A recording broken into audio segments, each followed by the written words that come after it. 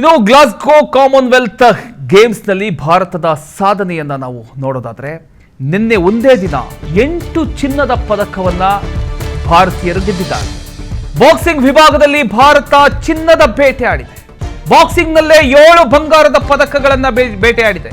ಪ್ರಸ್ತುತ ಪದಕ ಪಟ್ಟಿಯಲ್ಲಿ 4ನೇ ಸ್ಥಾನಕ್ಕೆ ಭಾರತ ಏರಿದೆ. ಅದರಲ್ಲಿ ಸಾಕ್ಷಿ ಚೌಧರಿ, ಪ್ರೀತಿ ಪವಾರ್, ಜೈಸ್ಮಿನ್ ಲಂಬೋರಿಯಾ, ಪ್ರಿಯಾ ಗಂಗಾಸ್, ಅರುಂಧತಿ ಚೌಧರಿ, ಸಚಿನ್ ಸಿವಾಚ್, ಅಂಕುಶ್ ಪಂಗಲ್ ಪದಕ ಗೆದ್ದಂತಹ ಬಾಕ್ಸರ್ಸ್.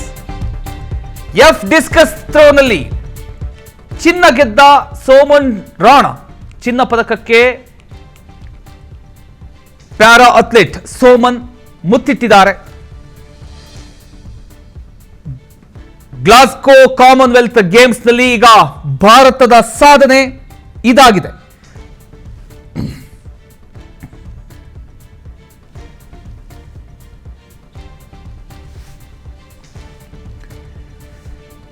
ಗ್ಲಾಸ್ಗೋ ಕಾಮನ್ವೆಲ್ತ್ ಗೇಮ್ಸ್ನಲ್ಲಿ ಭಾರತ ಮತ್ತೊಮ್ಮೆ ತನ್ನ ಕ್ರೀಡಾ ಶಕ್ತಿಯನ್ನ ವಿಶ್ವದ ಮುಂದೆ ಸಾಬೀತುಪಡಿಸಿದೆ.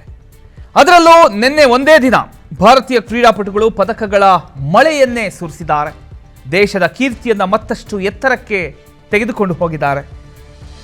ಒಂದೇ ದಿನ ಭಾರತ ಬರೋಬ್ಬರಿ 8 ಚಿನ್ನದ ಪದಕಗಳನ್ನು ಗೆದ್ದು ಐತಿಹಾಸಿಕ ಸಾಧನೆಯನ್ನ ಮಾಡಿದೆ. ಇದರಲ್ಲೂ ಬಾಕ್ಸಿಂಗ್ ವಿಭಾಗದಲ್ಲಿ ಭಾರತೀಯ ಆಟಗಾರರ ಪ್ರಾಬಲ್ಯ ಎದ್ದು ಕಾಣಿಸಿದೆ.